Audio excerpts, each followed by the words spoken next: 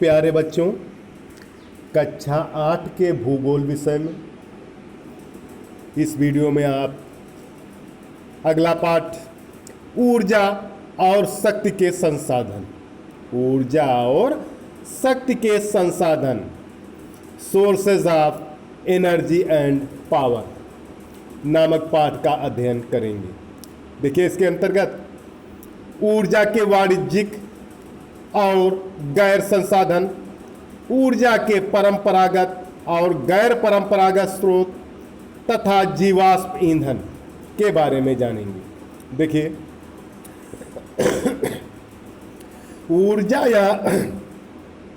ऊर्जा या शक्ति उत्पादन करने वाले सभी स्रोत, ऊर्जा या शक्ति उत्पादन करने वाले सभी स्रोत ऊर्जा स्रोत कहलाती है।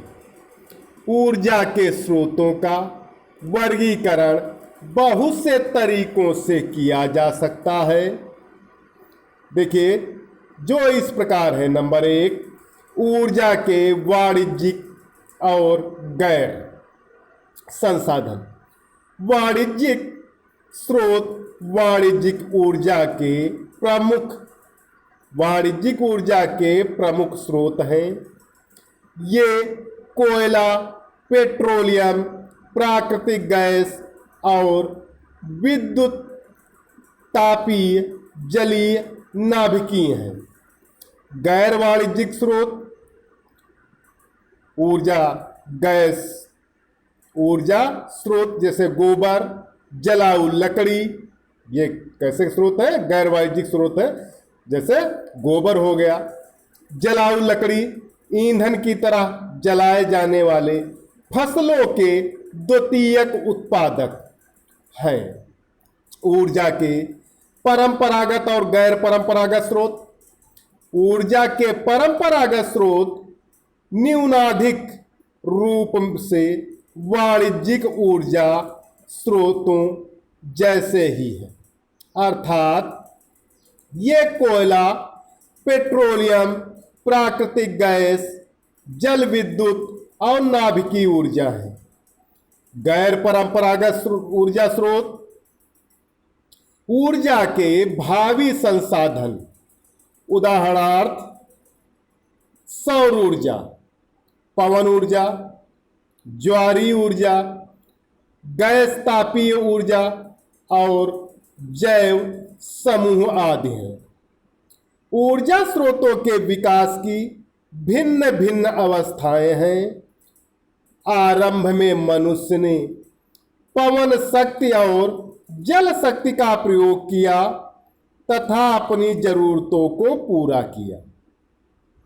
ईंधन, लकड़ी का उपयोग घरेलू कार्यों तक ही सीमित था।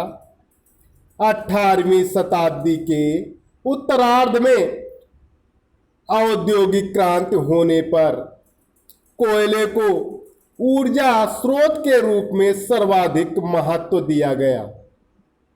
यह धीरे धीरे बहुत महंगी चीज हो गई। बाद में विभिन्न खनिज तेल तथा प्राकृतिक गैस का भी प्रयोग किया जाने लगा।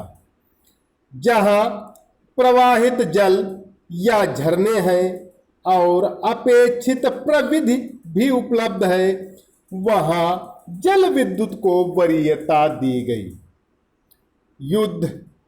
जो द्वितीय विश्व युद्ध हुआ था, उसके बाद की अवधि ने ऊर्जा के एक अन्य स्रोत अर्थात नाभिकीय ऊर्जा को भी इसमें सम्मिलित कर लिया। आगे देखिए, जीवाश्म ईंधन को गर्मी ऊर्जा उत्पन्न करने के लिए उपयोग में लाया जाता है। ईंधन को गर्मी या ऊर्जा उत्पन्न करने के उपयोग में लाया जाता है। जीवाश्म पृथ्वी की पपरटी की अवसादी चट्टानों में लंबे समय तक दबे हुए पौधों और जंतुओं के अवशेष कार्बनिक पदार्थ हैं। कोयला, खनिज तेल तथा प्राकृतिक तेल अथवा प्राकृतिक गैस इसी तरह के जीवाश्म ईंधन कहे जाते हैं, क्योंकि ये कार्बनिक पदार्थ के अवशेष से बने हैं। कोयला पौधों की उत्पत्ति है, जबकि पेट्रोलियम तथा प्राकृतिक गैस जंतुओं के अवशेषों के अपघटन होने से बनते हैं। जीवाश्म ईंधनों का एक बार उपयोग करने के बाद वे समाप्त हो जाते हैं।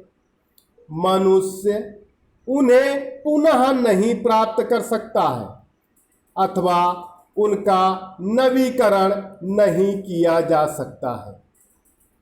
ये प्रदूषण मुक्त नहीं है। इनसे गैस, धुएं आदि निकलने के कारण अत्यधिक प्रदूषण उत्पन्न होता है। तो प्यारे बच्चों, आज इस वीडियो में इतना ही। सभी विद्यार्थी ध्यानपूर्वक पढ़ें तथा अपनी भाषा में लिखकर होमवर्क वाले ग्रुप पर अवश्य डालें। धन्यवाद।